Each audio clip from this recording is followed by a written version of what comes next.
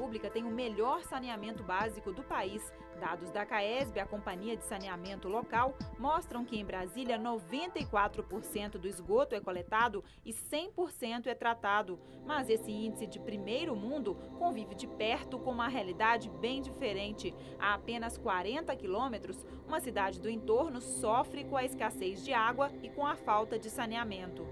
Aqui em Águas Lindas, a grande maioria da população passa o dia todo sem água e as pessoas não sabem nem a quem recorrer. A cidade tem apenas 2 promotores e 2 juízes. Eles não têm tempo para fiscalizar e cobrar do poder público uma atuação mais efetiva, porque tem de acompanhar quase 25 mil processos em tramitação no fórum. A sociedade reclama porque não há abastecimento de água, não há tratamento de esgoto, não há plano diretor para a cidade cresce desordenadamente.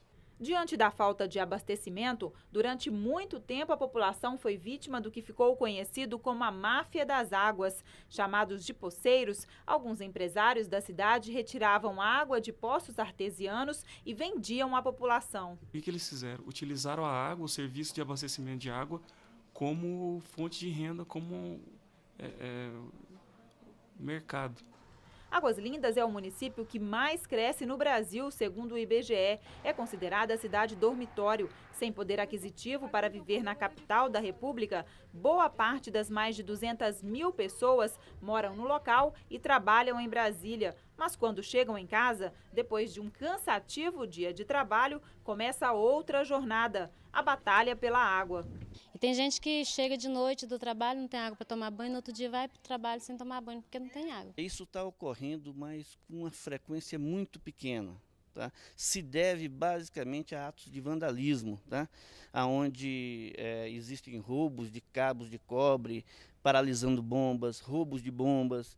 As companhias de saneamento do Distrito Federal e de Goiás criaram um consórcio para tentar resolver o problema de Águas Lindas. A CAESB comprou os poços que eram explorados pelos poceiros e ainda está pagando por eles. Hoje a CAESB e a Saneago detêm 95%. Tá, dos sistemas de abastecimento de água de Águas Lindas. Quer dizer, 5% apenas estão nas mãos de antigos proprietários de loteamentos. Infelizmente, pela falta de estrutura até do recurso público, do poder público, eles não conseguiram fazer a rede de abastecimento, não conseguiram canalizar toda essa água. Então eles tiveram que utilizar a estrutura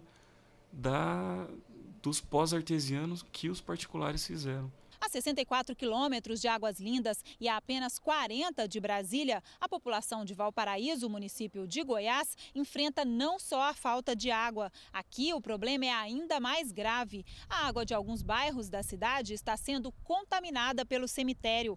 Essas imagens foram feitas pelo presidente da Câmara de Vereadores da cidade. Ele presenciou a exumação de um corpo e ficou chocado ao ver que o caixão estava coberto de água. Segundo ele, os funcionários do cemitério parecem considerar o fato corriqueiro, já que chegam para a abertura da cova com uma bomba para sugar parte da água. Depois dessa descoberta, um laudo feito por técnicos da UNB mostrou que a água dos bairros próximos ao cemitério estava contaminada. A empresa que administra o cemitério não quis gravar a entrevista. O diretor, Rodrigo Macedo, alega que não foi notificado pelo Ministério Público. Ele justifica o episódio dizendo que só aconteceu uma vez. A Câmara de Vereadores criou uma CPI para investigar o assunto. Nós levamos responsáveis pela vigilância sanitária lá também. Foi constatado que o lençol freático daquela região está muito alto. O presidente da Câmara de Vereadores afirma que chega a 20 mil o número de pessoas que estão bebendo água contaminada em 3 bairros de Valparaíso. Na escola municipal desse bairro próximo ao cemitério, a solução encontrada foi trazer água de carro-pipa para as crianças beberem. A diretora da escola conta que, mesmo assim, são frequentes os casos de diarreia e outros problemas por causa da água contaminada. É que, ao chegar em casa, as crianças não têm outra alternativa a não ser consumir água dos poços, já que no local não há água encanada. Às vezes, várias famílias eles vêm com os galões, né, para encher a água da escola, que sabe que aqui é uma água potável, com garantia, que é abastecida pelo caminhão-pipa. Pelo menos deveria pensar, né, que tem criança, mora criança aqui, né? criança tomando água contaminada. Eu acho uma cara de pau deles que não vem resolver logo o problema. Falta de água, água poluída. A principal metrópole do país também enfrenta esses problemas. São Paulo hoje consome toda a água disponível, não sobra uma gota. Com isso, quando o clima esquenta, alguns bairros ficam sem abastecimento. E o principal rio do estado, segundo especialistas, está cada dia pior.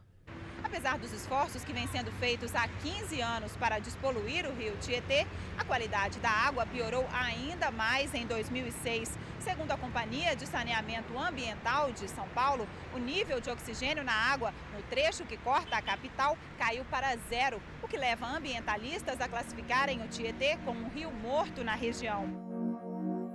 Foram investidos 1 bilhão e 100 milhões de dólares na primeira tentativa de despoluir o rio Tietê entre 1992 e 1998.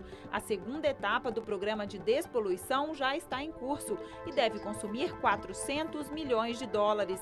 A meta é oferecer, em 2008, coleta de esgoto para 84% da população e passar o índice de tratamento dos atuais 62% para 70% na região metropolitana. São Paulo luta também para limpar o principal afluente do rio Tietê, o rio Pinheiros. As obras já começaram. Nos próximos 6 meses serão investidos 26 milhões.